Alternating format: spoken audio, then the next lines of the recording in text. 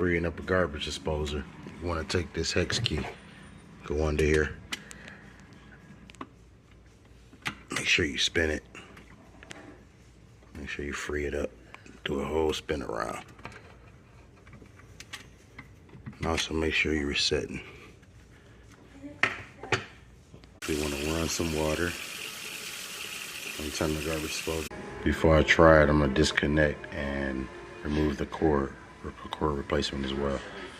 I'm just going to look at these wires so I can put this new cord on.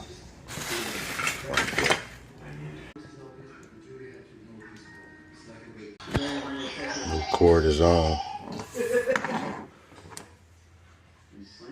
Old cord.